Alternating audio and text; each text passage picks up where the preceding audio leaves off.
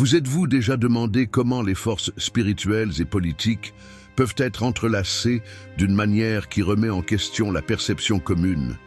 Il y a quelque chose de caché, sous les couches de l'histoire et de la tradition, qui demande à être exposé à la lumière de la vérité divine. Dans l'Apocalypse, chapitre 13, versets 1 à 10, l'apôtre Jean décrit la vision d'une bête émergeant de la mer, ornée de 10 cornes et de 7 têtes, portant des noms de blasphème. Cette image n'est pas seulement symbolique, mais elle a de profondes implications sur la façon dont le pouvoir séculier et religieux peut fusionner dans une structure qui s'aligne sur le système de l'Antéchrist. Aujourd'hui, nous allons explorer comment le Vatican, en tant qu'institution d'influence mondiale, peut jouer un rôle essentiel dans ce système. En nous plongeant dans les Écritures et en analysant les événements historiques, nous commençons à voir un modèle. Le pouvoir du Vatican ne se limite pas à la sphère spirituelle, elle s'étend au domaine politique, façonnant les gouvernements, les décisions et même des cultures entières. Lorsque nous regardons Apocalypse 17:5 et la description de Babylone la Grande, la mère des abominations de la terre, nous ne pouvons pas ignorer les liens intrigants entre le langage prophétique et la réalité historique. Tout au long de cette conversation, je vous montrerai comment les actions et les alliances du Vatican au fil des siècles s'inscrivent dans un plan plus vaste. Nous verrons comment les Écritures nous avertissent des changements dans les temps et les lois, mentionnés dans Daniel 7:25, et comment ces événements indiquent un mouvement vers un gouvernement mondial, prédit dans Apocalypse 13:7. Mais rappelez-vous, il ne s'agit pas de condamner des individus, mais de rechercher un discernement spirituel en examinant les structures de pouvoir en jeu. L'apôtre Jean, en décrivant la vision de la bête marine dans Apocalypse 13, 1 à 10, nous offre plus qu'un récit symbolique. Il nous présente une image prophétique qui détaille l'alliance entre le pouvoir séculier et le pouvoir spirituel. La bête aux 10 cornes et aux 7 têtes symbolise non seulement les royaumes et les gouvernements, mais révèle également la nature corrompue des systèmes qui s'opposent à la souveraineté de Dieu. Au fil des siècles, les érudits bibliques ont débattu de la signification de ces images, mais une ligne d'interprétation constante indique que des institutions exerçant un pouvoir absolu sur les nations, y compris le Vatican. Que signifient ces paroles pour nous aujourd'hui? Pourquoi Dieu nous a-t-il donné cette vision en détail? N'est-ce pas pour nous avertir des dangers de faire confiance à des systèmes humains qui s'écartent des desseins divins? Lorsque Jean décrit les 10 cornes de la bête, nous nous souvenons de Daniel 7:24, qui mentionne 10 rois qui ressusciteront à la fin des temps. Ici, la prophétie pointe vers un système de gouvernance qui transcende les frontières et domine à l'échelle mondiale. Quelle institution de l'histoire moderne s'est positionnée comme un médiateur spirituel et, en même temps, comme une influence politique mondiale?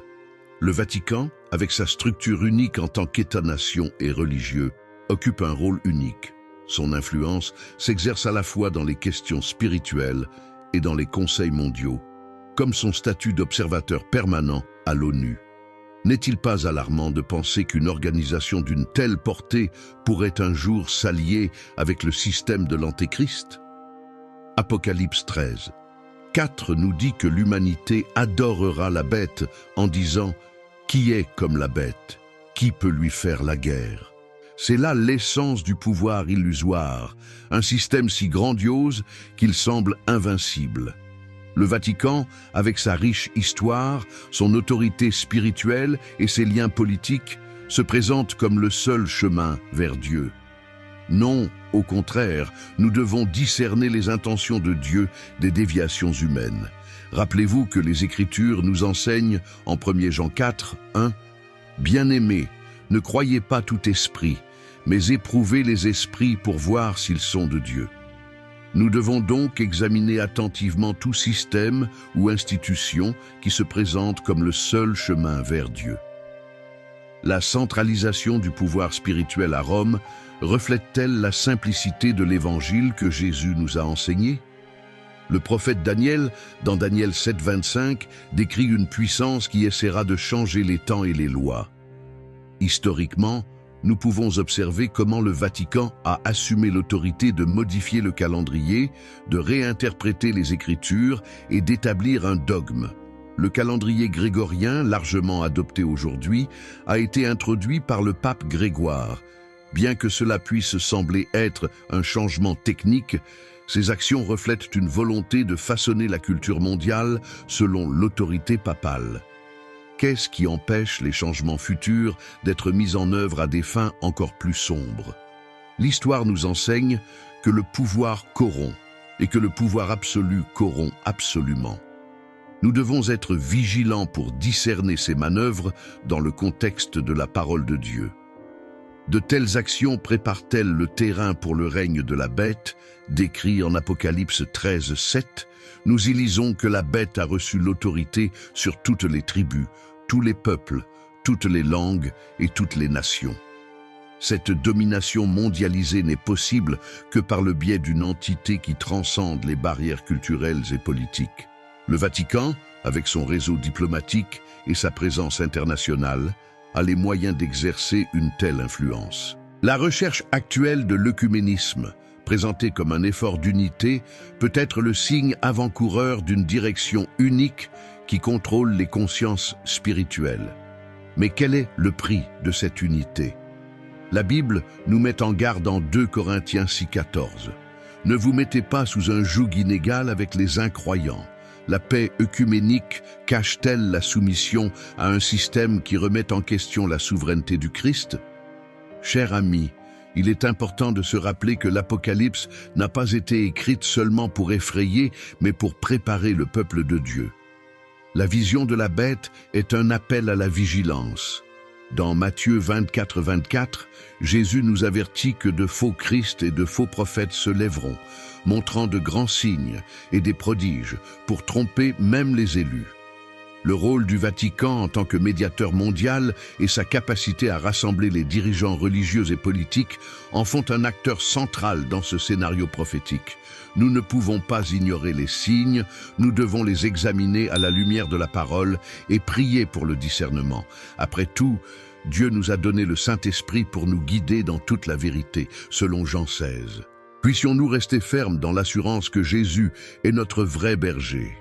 Amis bien-aimés, considérez un instant la profondeur de la tromperie qui sera promue par la bête. Apocalypse 13:8 déclare que tous les habitants de la terre adoreront la bête, ceux dont les noms ne sont pas écrits dans le livre de vie de l'agneau, qui a été immolé dès la fondation du monde. Elle ne sera pas seulement forcée, mais aussi encouragée par des signes et des prodiges qui impressionneront les masses. Le rôle du Vatican en tant que figure centrale sur la scène religieuse mondiale le positionne stratégiquement pour faciliter un tel culte.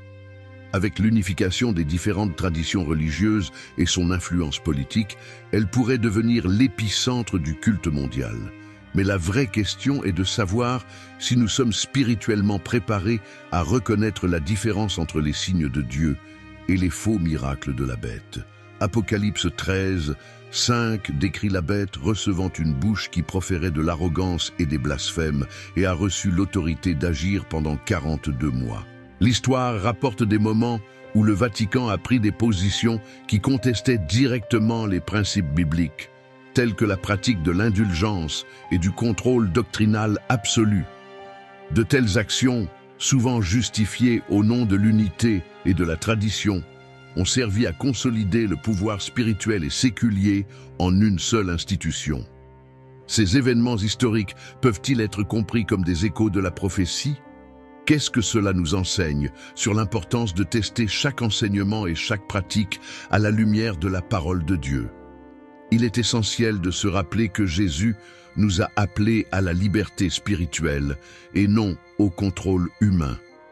Comment pouvons-nous nous assurer que notre vie est guidée par le Christ et non par des institutions humaines? Lorsque nous examinons le rôle du Vatican, il est impossible d'ignorer son influence directe sur les domaines de ce monde. Le langage utilisé dans Apocalypse 13:2, qui décrit la puissance de la bête comme venant du dragon, nous rappelle que ce système mondial aura son autorité enracinée dans des forces spirituelles maléfiques.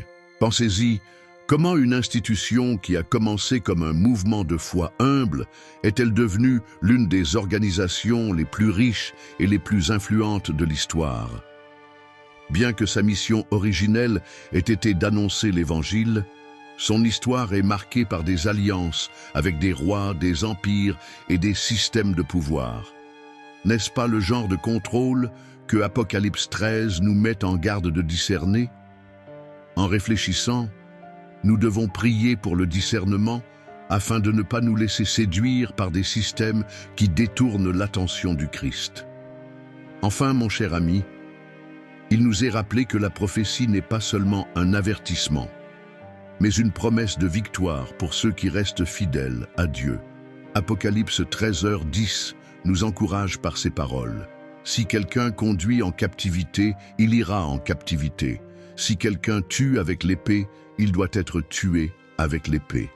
C'est là la patience et la foi des saints. Malgré la domination de la bête et les alliances corrompues qui peuvent surgir, Dieu nous appelle à la patience et à la confiance. Le Vatican, comme toute autre institution terrestre, est soumis au jugement de Dieu. Notre appel en tant que croyants est de rester vigilants et fidèles au Seigneur, reconnaissant qu'il est souverain sur toutes choses. La victoire appartient à l'agneau, et ceux qui persévèrent dans leur foi participeront à cette victoire glorieuse. Mon cher ami, dans Apocalypse 17:5, nous trouvons une figure mystérieuse et troublante. Babylone la grande, la mère des prostituées et des abominations de la terre. Ce nom, chargé de symbolisme, pointe vers un système corrompu qui mêle pouvoir et influence spirituelle et politique de manière profane.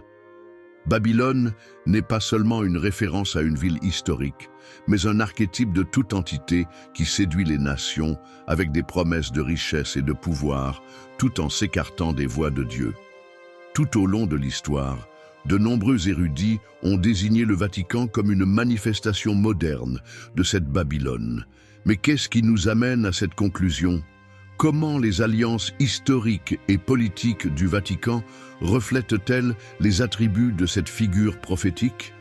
Il est essentiel d'examiner attentivement, car Dieu nous appelle à discerner l'époque dans laquelle nous vivons. La description de Babylone assise sur une bête écarlate, ornée d'or, de pierres précieuses et de perles, est une image d'ostentation et de richesse qui contraste fortement avec la simplicité du Christ. Au fil des siècles, le Vatican a amassé de vastes richesses et construit des monuments de splendeur qui impressionnent le monde. Alors que beaucoup y voient un témoignage de la gloire de Dieu, d'autres se demandent si cette opulence s'aligne sur les enseignements de Jésus, sur l'humilité et le service. Dans Matthieu 6,19, Jésus nous avertit « Ne vous amassez pas de trésors sur la terre où la teigne et la rouille consument tout. » Babylone, représentée par ses richesses et ses alliances avec les rois de la terre, est-elle présente dans l'histoire de l'Église? Comment différencier ce qui est divin de ce qui est humain? Apocalypse 17:2 nous dit que les rois de la terre commirent la fornication avec Babylone et que les habitants de la terre furent ivres du vin de son influence. Ce langage fort symbolise les alliances corrompues entre le pouvoir spirituel et le pouvoir politique, où la vérité de Dieu est compromise en échange de l'influence terrestre. Pensez aux bulles papales qui ont sanctionné les conquêtes, les guerres et la colonisation, souvent au prix de vies innocentes. Le rôle du Vatican en tant que légitimateur d'empires et de régimes reflète une histoire marquée par une quête de pouvoir, qui a souvent pris le pas sur la mission de proclamer l'Évangile. Ces alliances sont-elles les exemples modernes de la fornication spirituelle mentionnée dans l'Apocalypse? Qu'est-ce que cela nous enseigne sur la nécessité de garder notre foi enracinée dans le Christ plutôt que dans les systèmes humains? La bête écarlate sur laquelle Babylone est montée est décrite comme pleine de noms blasphématoires et comme ayant 7 têtes et 10 cornes. Ces caractéristiques reflètent un système mondial de pouvoir qui défie directement la souveraineté de Dieu. Le Vatican, en tant qu'État-nation, est l'une des rares entités religieuses qui exerce également une influence politique internationale.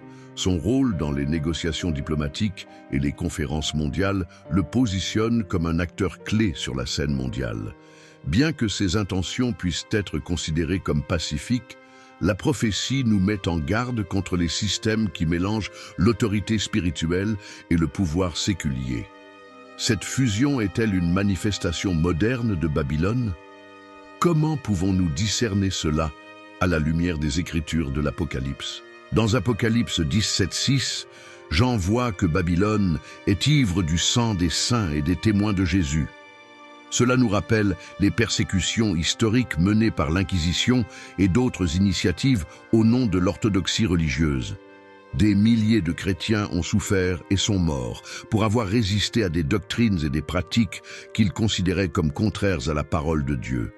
Bien que le Vatican ait reconnu les erreurs du passé, l'histoire est un sombre témoignage des conséquences du mélange du pouvoir spirituel et du contrôle absolu.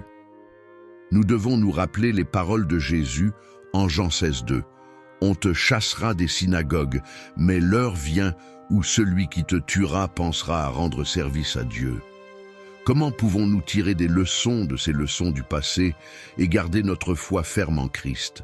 Apocalypse 18:4 nous lance un appel pressant. « Sortez du milieu d'elle, mon peuple, afin que vous ne participiez pas à ses péchés et que vous ne receviez pas ses plaies. » Il s'agit d'une invitation claire pour les vrais disciples du Christ à se distancer des systèmes qui corrompent la vérité de l'Évangile. Il ne s'agit pas d'abandonner la communion avec d'autres croyants, mais de discerner entre l'Église visible, qui peut être sujette à des régressions, et l'Église invisible, composée des vrais disciples du Christ. De nombreux fidèles au Vatican ne sont pas conscients des déviations possibles de sa direction. Nous devons prier pour que Dieu continue de préserver le reste fidèle, comme décrit dans Romains 11:5, et de toujours chercher la vérité qui nous libère en Jésus-Christ.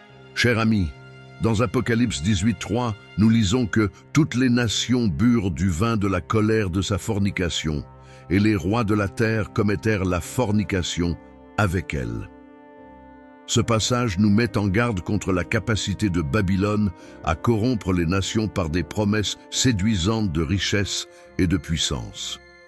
Le Vatican, avec son histoire d'implication dans les questions politiques et économiques mondiales, s'est souvent retrouvé au centre de décisions qui ont changé le cours de l'humanité. Qu'il s'agisse d'accords politiques tels que le traité du Latran ou de son influence sur les événements historiques, sa performance nous rappelle les paroles prophétiques de Jean. Sommes-nous conscients de ce que ces alliances signifient spirituellement? Représentent-ils un écart par rapport aux valeurs du royaume de Dieu en faveur des intérêts terrestres?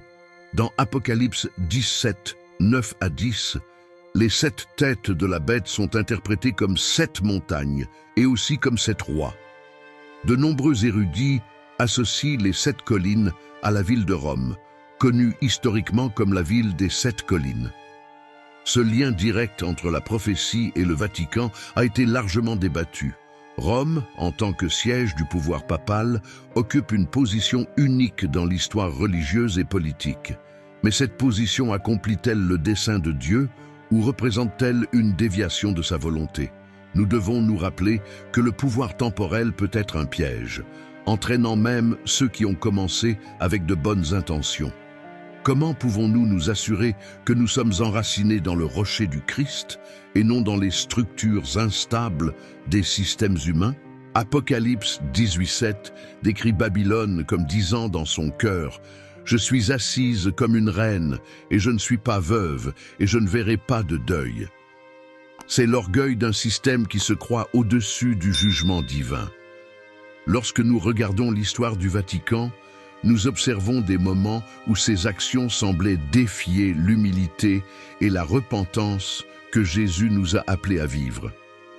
L'accumulation de richesses, la centralisation du pouvoir et l'imposition de dogmes qui ne reflètent pas toujours les enseignements simples de l'Évangile, sont des signes d'un système qui peut s'élever au-dessus de Dieu, au-delà de ce que Dieu a permis. Nous devons être vigilants en nous souvenant que Dieu résiste aux orgueilleux, mais donne la grâce aux humbles, selon Jacques 4,6. Comment pouvons-nous cultiver cette humilité dans notre vie, alors que nous cherchons à discerner les systèmes qui nous entourent? Amis bien-aimés, à la fin de ce chapitre sur Babylone, il nous est rappelé que le jugement de Dieu est certain et juste.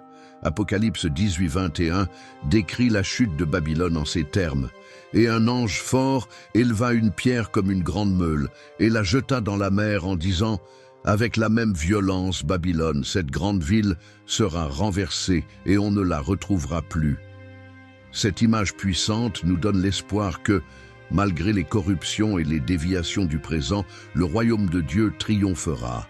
Le Vatican, comme toute autre institution humaine, sera jugé selon sa fidélité ou son infidélité à l'appel de Dieu. Notre rôle en tant que croyants est de rester ferme dans la vérité, de ne pas nous laisser séduire par les richesses et les promesses terrestres de Babylone. Puissions-nous être trouvés parmi ceux dont les noms sont écrits dans le livre de la vie, vivant pour la gloire du Christ et non pour les systèmes de ce monde. Chers amis, le prophète Daniel nous met en garde dans Daniel 7, 25 contre une puissance qui prononcera des paroles contre le Très-Haut, détruira les saints du Très-Haut et prendra soin de changer les temps et les lois. Cette prophétie nous amène à réfléchir sur les actions des institutions religieuses qui ont assumé l'autorité de réinterpréter les commandements de Dieu. Au fil des siècles, le Vatican s'est distingué par l'introduction de changements significatifs qui ont profondément marqué le monde.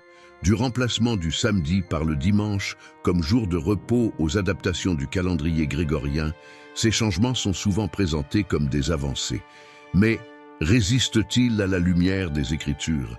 Comment devrions-nous interpréter ces actions à la lumière de l'avertissement prophétique de Daniel? Lorsque nous examinons l'histoire, nous voyons que le changement du jour de culte du samedi au dimanche a été consolidé par le décret de Constantin au IVe siècle et confirmé plus tard par le Vatican. Cette décision, qui s'écarte du commandement original d'Exode 20, 8 à 11, est souvent préconisée comme un ajustement pour faciliter l'unité chrétienne. Cependant, Jésus nous rappelle dans Matthieu 5, 17 à 18 qu'il n'est pas venu pour abolir la loi, mais pour l'accomplir.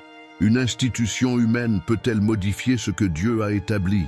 Ce changement nous enseigne l'importance de chercher la vérité dans la parole de Dieu et non dans des traditions qui peuvent s'écarter de sa volonté. Comment pouvons-nous nous assurer que nous vivons dans l'obéissance à sa loi? Un autre exemple significatif des changements promus par le Vatican est le calendrier grégorien, introduit en 1582 par le pape Grégoire XIII. Ce calendrier, qui régit aujourd'hui la vie de la plupart des nations, a remplacé le calendrier julien et a ajusté le calcul des dates, y compris Pâques. Bien qu'il s'agisse d'une innovation pratique, elle représente également la capacité du Vatican à influencer le monde séculier. Nous devons nous demander qu'est-ce que cela signifie de faire confiance au système qui façonne notre époque et nos rythmes. Daniel 2,21 nous rappelle que c'est Dieu qui change les temps et les saisons. Les changements apportés par les institutions humaines qui résistent à l'épreuve de la parole de Dieu reflètent-ils la volonté divine ou une tentative d'assumer un rôle qui n'appartient qu'au Créateur? Dans Apocalypse 13, 16 et 17, nous voyons que la bête introduit un système de contrôle global dans lequel personne ne peut acheter ou vendre sans la marque de la bête. Ce scénario nous met en garde contre la centralisation du pouvoir et la manipulation des structures sociales pour forcer la conformité. Le Vatican, avec sa longue histoire d'influence mondiale, peut jouer un rôle essentiel dans ce processus. Du contrôle du savoir au Moyen Âge à sa position dans les discussions politiques modernes, son autorité a façonné les lois et les coutumes au niveau mondial.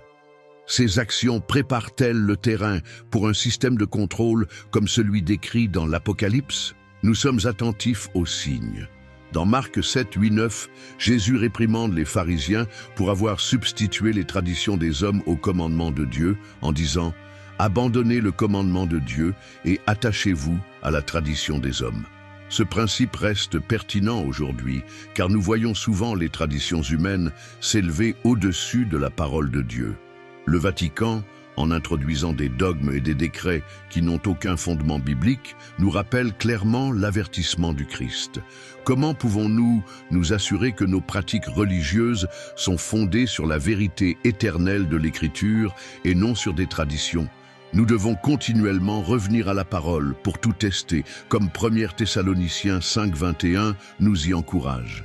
Daniel 7, 27 nous offre de l'espoir en disant « Le royaume, la domination et la grandeur des royaumes sous tout le ciel seront donnés au peuple des saints du Très-Haut. » Malgré les tentatives humaines de changer les temps et les lois, Dieu est souverain et son plan prévaudra. Le rôle du Vatican, comme celui de toute autre institution, sera jugé à la lumière de sa fidélité à Dieu. Notre rôle est de rester vigilants et fidèles, confiants que le royaume de Dieu n'est pas établi par les hommes, mais par la puissance de l'Esprit Saint. Puissions-nous rester fermes dans la parole, attendant l'accomplissement des promesses de Dieu et résistant à tout système qui cherche à subvertir son autorité. Chers amis, dans 2 Thessaloniciens 2, 3 à 4, l'apôtre Paul nous met en garde contre l'homme d'iniquité qui s'oppose et se lève contre tout ce qui est appelé Dieu ou qui est l'objet de l'adoration. Ce pouvoir, qui cherche à prendre la place de Dieu, se caractérise par des actions qui remettent directement en question sa souveraineté. Le Vatican, en assumant l'autorité de réinterpréter les commandements divins, reflète une tentative de centraliser le pouvoir spirituel et politique d'une manière qui fait écho à cette prophétie. Bien que de nombreux membres de l'institution soient sincères dans leur foi, il est crucial pour nous de faire la distinction entre l'autorité divine et les traditions humaines. Comment pouvons-nous nous assurer que notre loyauté est fermement ancrée dans le Christ et non dans des systèmes qui déforment ces vérités? Apocalypse 14, 12 nous encourage par ces paroles « Voici la patience des saints, voici ceux qui gardent les commandements de Dieu et la foi de Jésus. » Cette description nous rappelle que dans les derniers jours, les croyants seront connus pour leur obéissance à la parole de Dieu, même face à la persécution et à la tromperie. Le rôle du Vatican dans l'évolution des lois et des temps pose des défis importants à ceux qui souhaitent rester fidèles au changement dans le jour du culte et à l'imposition de dogmes contradictoires. Cela nous enseigne l'importance de sonder les Écritures par nous-mêmes. Sommes-nous prêts à défendre la vérité de Dieu, même si elle nous met en opposition avec des systèmes puissants? Chers amis, il est important de se rappeler que les changements promus par des institutions comme le Vatican ne sont pas seulement historiques, mais aussi prophétiques. Dans Daniel 7, 8, nous voyons la description d'une petite corne qui avait des yeux comme les yeux d'un homme et une bouche qui disait de grandes choses. Cette figure, souvent interprétée comme un pouvoir religieux et politique, nous alerte sur la subtilité avec laquelle la tromperie peut s'infiltrer au milieu du peuple de Dieu. Le Vatican, avec sa capacité à réinterpréter les lois et à influencer les nations, nous offre un exemple contemporain de la façon dont les systèmes humains peuvent s'aligner sur cette prophétie. Nous devons être attentifs et chercher le discernement dans la parole, en nous souvenant que Jésus est notre guide et notre défenseur. Enfin, dans Apocalypse 22, 18 à 19, nous lisons un avertissement solennel. Si quelqu'un ajoute quelque chose à ces paroles, Dieu fera venir sur lui les plaies écrites dans ce livre. Et si quelqu'un prend des paroles du livre de cette prophétie, Dieu lui enlèvera sa part de l'arbre de vie. Ce passage nous appelle à la fidélité absolue à la parole de Dieu, sans altération ni interprétation qui s'écarte de sa vérité. Le Vatican, tout au long de l'histoire, a introduit des changements qui ont défié cet avertissement, mais il nous rappelle notre appel en tant que disciples du Christ, rester fermes dans la vérité. Dieu nous a donné sa parole comme lumière dans les moments de ténèbres, et elle doit être notre point d'ancrage alors que nous naviguons dans les défis des derniers jours. Puissions-nous être trouvés fidèles, gardant les commandements de Dieu et la foi en Jésus, même au milieu de... Chers amis, dans Apocalypse 13:7, nous lisons que la bête a reçu le pouvoir sur toute tribu, langue et nation. Cette description pointe vers un système mondial unifié, dans lequel toutes les différences culturelles et religieuses sont subjuguées au profit d'une direction unique. Le mouvement œcuménique, dirigé en grande partie par le Vatican, a cherché à rassembler différentes traditions religieuses dans un but commun. Bien que l'unité entre les peuples semble idéale et noble, nous devons nous demander quel est le prix de cette unité. Promeut-elle la vérité de l'Évangile ou dilue-t-elle les enseignements du Christ pour plaire au monde? En tant que disciples de Jésus, nous devons être vigilants pour discerner les signes d'un gouvernement unique que les Écritures prophétisent. L'œcuménisme a été largement promu en réponse aux divisions entre les confessions chrétiennes et les autres religions. Le Vatican, en tant que principal défenseur de cette cause, organise fréquemment des rassemblements interreligieux, à la recherche de la paix et de la collaboration dans le monde. Cependant, dans 2 Corinthiens 6:14, Paul nous avertit « Ne vous mettez pas sous un joug inégal avec les incroyants, car quelle société a la justice avec l'injustice ?»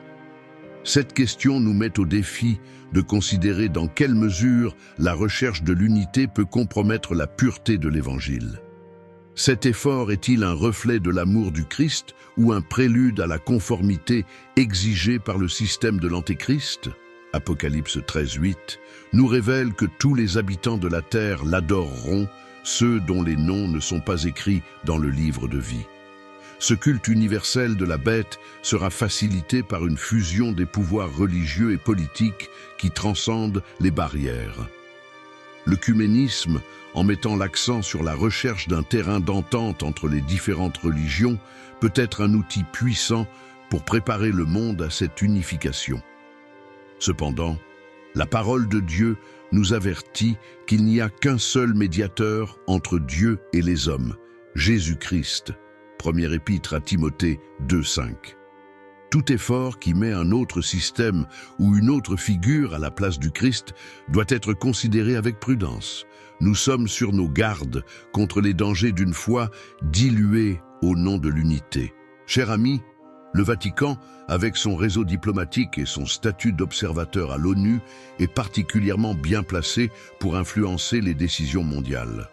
Cette sensibilisation ne fait pas seulement promouvoir son message spirituel, mais façonne également des politiques qui ont un impact sur des nations entières. Dans Apocalypse 17:2, nous lisons l'histoire de Babylone qui a commis la fornication avec les rois de la terre. Ce langage symbolise les alliances corrompues entre le pouvoir religieux et le pouvoir gouvernemental. L'œcuménisme, lorsqu'il est utilisé comme un outil pour promouvoir un gouvernement unique, peut être une manifestation moderne de cette prophétie. Nous devons faire attention à ne pas être trompés par des systèmes qui promettent la paix et l'unité, mais qui détournent en fait l'attention du Christ. Dans Jean 14:6, Jésus déclare « Je suis le chemin, la vérité et la vie. Nul ne vient au Père que par moi. » Cette affirmation exclut tout autre chemin vers Dieu, contredisant l'idée que toutes les religions mènent au même destin. L'œcuménisme, en recherchant une unification entre les différentes religions, ignore ou minimise souvent cette vérité centrale. Le Vatican, en promouvant des initiatives œcuméniques, risque de réduire l'unicité du Christ au nom d'un agenda politique et religieux mondial. En tant que disciples de Jésus, nous devons défendre la vérité de l'Évangile, même si cela signifie s'opposer à des systèmes qui compromettent le message du Christ. Comment pouvons-nous proclamer cette vérité dans un monde qui recherche la conformité? Chers amis, dans Matthieu 24:24, Jésus nous avertit qu'il se lèvera de faux Christ et de faux prophètes qui feront de si grands signes et prodiges que, si possible, ils tromperont même les élus. L'œcuménisme mondial, lorsqu'il est détourné de son objectif légitime, peut créer un environnement idéal pour l'émergence de faux chefs religieux qui promeuvent un système universel de culte. Le rôle du Vatican en tant que médiateur spirituel mondial le place au centre de cette possibilité. Nous devons prier pour le discernement et rechercher la direction du Saint-Esprit afin de ne pas être trompés. Après tout, Dieu nous appelle à être sel et lumière dans un monde qui troque souvent la vérité contre la commodité. Chers amis, dans Apocalypse 13, 16, 17, nous lisons que la bête fait que tout le monde, petit et grand, riche et pauvre, libre et esclave, est une marque mise sur la main droite ou sur le front, de sorte que personne ne peut acheter ou vendre sauf celui qui a la marque. Ce système de contrôle mondial est le moteur d'une crise sans précédent, dans laquelle les aspects spirituels et économiques sont entremêlés. Le mouvement œcuménique promu par le Vatican a le potentiel d'ouvrir la voie à cette centralisation en unissant les religions sous un seul objectif mondial. Bien qu'elle ressemble à une recherche de paix, nous devons nous demander: à qui servira cette unité? Sommes-nous prêts pour un système qui exigera une conformité absolue? L'œcuménisme a également un fort attrait émotionnel, offrant une solution aux divisions qui ont marqué l'histoire religieuse. Cependant, en Galates 1:8, l'apôtre Paul met en garde: « Mais même si nous-mêmes, ou un ange du ciel, nous vous annonçons un autre évangile que celui que nous vous avons prêché, qu'il soit maudit. » Cet avertissement est clair: toute tentative de compromettre la vérité de l'évangile au nom de l'unité est spirituellement dangereuse. Le Vatican, en menant des dialogues interreligieux, promeut peut-être un message d'inclusion qui, bien que séduisant, s'écarte du pur évangile du Christ. En tant que disciples de Jésus, nous sommes appelés à rester fermes dans la vérité, même face aux pressions mondiales, pour nous conformer. Dans Apocalypse 18:4, nous entendons un appel puissant: « Sortez du milieu d'elle, mon peuple, afin que vous ne participiez pas à ses péchés et que vous ne receviez pas ses plaies. » Cette invitation est un avertissement divin contre la participation à des systèmes qui compromettent la vérité de Dieu. L'œcuménisme, bien qu'il soit présenté comme une solution aux problèmes du monde, peut être un piège spirituel pour ceux qui ne discernent pas sa vraie nature. Le rôle du Vatican dans ce mouvement doit être examiné à la lumière de l'Écriture. Alors que nous poursuivons la paix et la réconciliation, nous devons veiller à ce que notre engagement envers la vérité du Christ ne soit pas sacrifié dans le processus. Sommes-nous prêts à prendre position contre les systèmes qui déforment l'Évangile, même si cela nous coûte de la popularité ou du réconfort? Enfin, chers amis, rappelez-vous que la véritable unité ne peut être réalisée que par le Christ. Dans Éphésiens 4:4-6, l'apôtre Paul écrit: « Il y a un seul corps et un seul esprit, comme vous avez été appelés dans une seule espérance de votre appel. Un seul Seigneur, une seule foi, un seul baptême, un seul Dieu et Père de tous, qui est au-dessus de tous, et par tous, et en tous. » Cette unité spirituelle est très différente de l'unité politique ou œcuménique promue par les institutions humaines.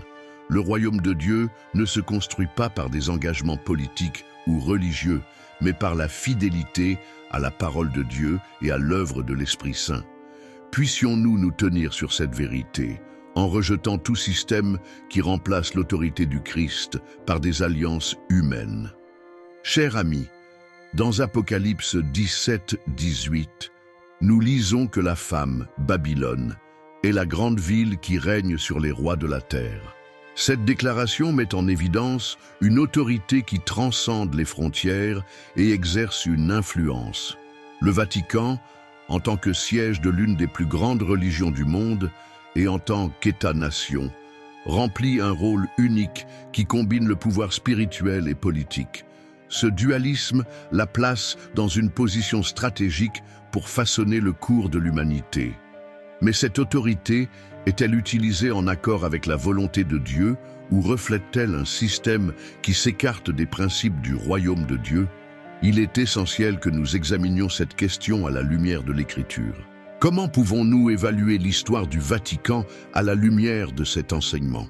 Leur quête d'influence politique reflète-t-elle le modèle de leadership que Jésus nous a laissé? Daniel 2,21 déclare que c'est Dieu qui change les temps et les établit. Il enlève les rois et établit les rois. Ce verset nous rappelle que toute autorité humaine est soumise à la souveraineté divine. Cependant, le Vatican, en tant qu'entité combinant spiritualité et politique, a souvent joué le rôle de médiateur entre les puissances du monde. Cela le positionne comme une force singulière sur la scène mondiale, mais cela soulève également des inquiétudes quant à la centralisation du pouvoir dans une institution humaine. Cette autorité représente-t-elle une déviation du plan de Dieu pour son Église? Ou est-elle utilisée pour préparer le terrain pour le système de l'Antéchrist, décrit dans Apocalypse 13? Chers amis, dans Apocalypse 18:3, nous lisons que les rois de la terre ont commis la fornication avec Babylone, et que les marchands de la terre se sont enrichis de l'abondance de ses délices. Ce passage souligne comment la poursuite de la richesse et du pouvoir peut corrompre des systèmes qui devraient refléter la gloire de Dieu. Le Vatican, avec son histoire d'alliances politiques et d'accumulation de richesses, est un exemple moderne de cette dynamique. Bien que leur mission soit orientée spirituellement, leurs actions politiques soulèvent souvent des questions sur leur véritable motivation. En Jean 18h36, Jésus déclare « Mon royaume n'est pas de ce monde ». Cette déclaration simple mais puissante nous rappelle que le but de l'Église est spirituel et non politique.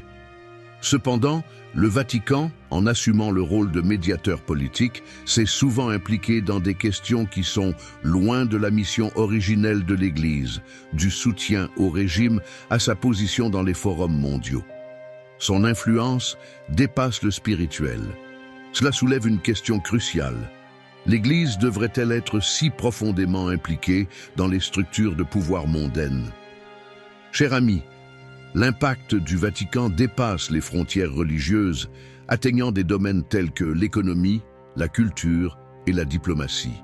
Son rôle d'observateur permanent à l'ONU et sa participation à des conférences internationales témoignent de sa position unique sur la scène mondiale. Dans Apocalypse 17, 4-5, la description de Babylone nous met en garde contre le danger des alliances qui privilégient la richesse et l'influence plutôt que la fidélité à Dieu. Chers amis, dans 2 Thessaloniciens 2:3-4, Paul décrit l'homme d'iniquité qui se lève contre tout ce qui est appelé Dieu ou adoré, de sorte qu'il s'assiera comme Dieu dans le temple de Dieu, voulant apparaître comme Dieu.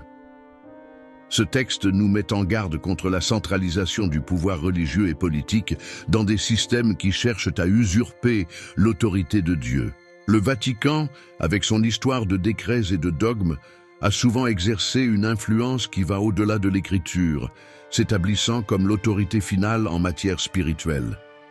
Cette position reflète-t-elle le modèle d'humilité et de service de Jésus, ou est-ce le reflet des ambitions humaines? Apocalypse 13h15-17 décrit un système dans lequel ceux qui n'adorent pas l'image de la bête sont tués et tout le monde est forcé d'accepter une marque pour acheter ou vendre. Ce scénario de contrôle global ne peut être mis en œuvre que par une entité à portée universelle. Le Vatican, avec son réseau d'influence diplomatique, culturelle et spirituelle, est un candidat solide pour jouer un rôle central dans ce système. Cependant, en tant que croyants, nous devons nous rappeler que notre loyauté est exclusivement envers Christ. En Actes 5:29, Pierre déclare « Nous devons obéir à Dieu plutôt qu'aux hommes. Nous devons résister à tout système qui exige notre conformité aux dépens de la fidélité à Dieu. » Chers amis, la relation du Vatican avec le pouvoir séculier a souvent généré des alliances controversées, des pactes du Latran en 1929 qui ont garanti au Vatican sa souveraineté en tant qu'État-nation, à son rôle dans les forums mondiaux. Sa capacité à naviguer entre les domaines spirituels et politiques est inégalée. Dans Apocalypse 17:2, nous lisons que les rois de la terre ont commis la fornication avec lui. Ce langage fort reflète la corruption qui peut survenir lorsque le pouvoir spirituel est compromis par des intérêts politiques. Enfin, dans Apocalypse 19:20, nous voyons le destin ultime de la bête et du faux prophète. Ces deux-là furent jetés vivants dans l'étang de feu qui brûle de soufre. Ce jugement est un rappel que tout système humain qui s'oppose à Dieu sera détruit. Le rôle du Vatican, comme celui de toute autre institution terrestre, sera évalué par sa fidélité à la mission divine. En tant que croyants, notre appel est de rester fidèles au Christ, en rejetant les alliances qui compromettent sa vérité. En Matthieu 24:13, Jésus nous encourage, mais celui qui persévérera jusqu'à la fin sera sauvé. Puissions-nous résister à la tentation de compromettre notre foi en échange du confort ou de la sécurité terrestre, confiant que Dieu est souverain et que son royaume prévaudra. Chers amis, dans Romains 11:5, Paul nous rappelle que, maintenant même en ce temps-ci, il y a un reste selon l'élection de la grâce. Ce verset est un puissant rappel que, même au milieu de l'apostasie et de la corruption généralisée, Dieu a toujours préservé un peuple qui lui est fidèle. Comment pouvons-nous nous positionner comme faisant partie de ce reste dans un monde plein de tromperies? Apocalypse 14:12 nous exhorte. Voici la patience des saints. Voici ceux qui gardent les commandements de Dieu et la foi de Jésus. Cet appel s'adresse à tous ceux qui désirent rester fidèles au Christ. Même en période de tribulation et de tromperie, l'Église invisible, composée de ceux qui suivent vraiment Dieu, transcende les dénominations et les traditions. C'est une communauté spirituelle qui n'est pas liée à des structures humaines, mais qui vit de la parole de Dieu et de la conduite de l'Esprit Saint. Chers amis, dans Matthieu 16:18, Jésus déclare « Et moi, je te dis que tu es Pierre, et que c'est sur cette pierre que je bâtirai mon Église, et que les portes de l'enfer ne prévaudront pas contre elle. » Cette Église dont Jésus parle n'est pas une institution humaine, mais le corps spirituel de tous ceux qui la suivent sincèrement à travers l'histoire. Lorsque nous sommes confrontés à des systèmes corrompus et à des structures humaines qui compromettent la vérité, nous devons nous rappeler que nous faisons partie d'un corps éternel qui n'appartient qu'au Christ. Comment pouvons-nous vivre d'une manière qui reflète cette vérité dans notre vie quotidienne? Alors que de nombreux systèmes religieux, y compris le Vatican, peuvent être impliqués dans des programmes qui compromettent la vérité, le reste fidèle est appelé à rester séparé, non pas dans l'isolement physique, mais dans un engagement spirituel inébranlable envers le Christ. Comment pouvons-nous nous inspirer de cet exemple et faire en sorte que notre fidélité soit uniquement envers le Christ? Dans Jean 10, 27 à 28, Jésus nous assure « Mes brebis entendent ma voix, et je les connais, et elles me suivent. Et je leur donne la vie éternelle, et ils ne périront jamais. » Alors que le système de l'Antéchrist cherche à dominer et à contrôler, le reste est guidé par la voix du bon berger. Cette relation intime avec le Christ est ce qui nous distingue en tant que partie de son Église invisible.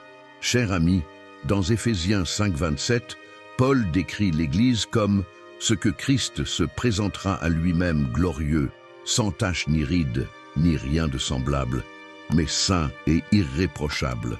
C'est le sort de l'Église invisible, le reste fidèle qui reste pur au milieu de la corruption spirituelle.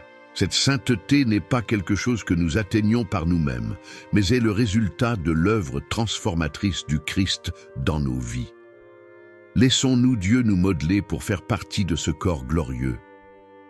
Dans Apocalypse 19, 7, 8, nous sommes invités à nous réjouir parce que les noces de l'agneau sont venues et son épouse s'est préparée et il lui a été donné d'être vêtu d'un fin lin pur et resplendissant. Car le fin lin, c'est la justice des saints. La préparation au festin des noces de l'agneau est un appel au reste à vivre dans la justice et la fidélité dans un monde où les institutions religieuses compromettent souvent les principes de Dieu.